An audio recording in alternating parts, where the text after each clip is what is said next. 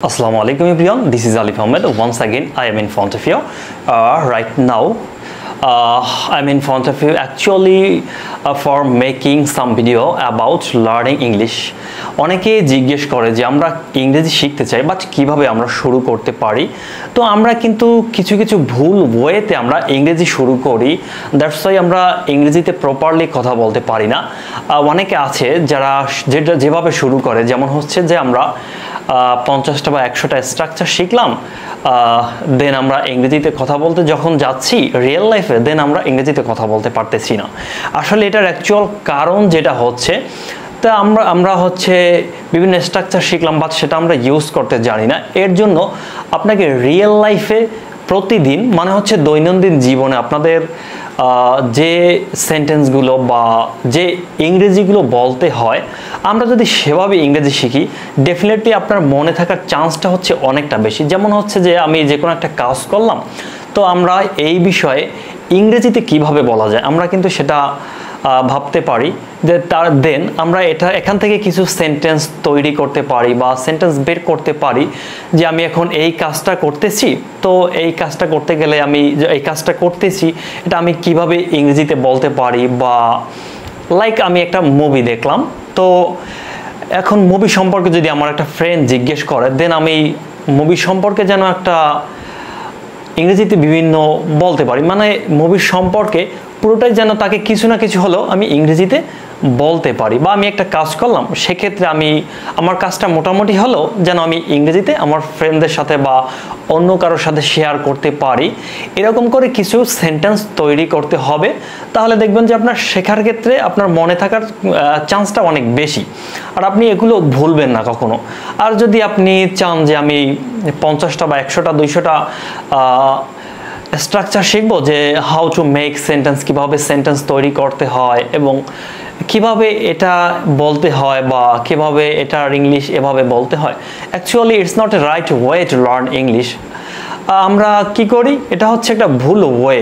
আমরা অনেকগুলো সেন্টেন্স বা স্ট্রাকচার আমরা শিখলাম, কিন্তু আমরা এগুলো কিন্তু রিয়েল লাইফে ইউজ করতে পারতেছি না। আমরা যখন ইংরেজিতে কথা বলতে যাই রিয়েল লাইফে, তখন আমরা দেখি যে কিছুই মনে থাকে না।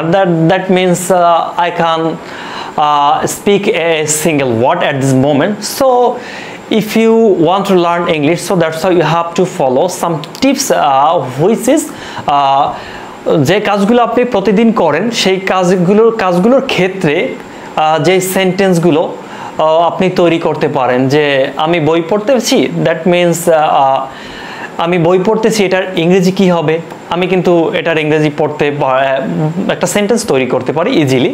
দেন আমি বই পড়া শেষ করলাম, বা আফটার রিডিং মাই বুক, আমার বই পড়া শেষ করার পরে আমি কি করতেছি, বা before I read the book, আমি বই পড়ার পূর্বে কি করতেছি।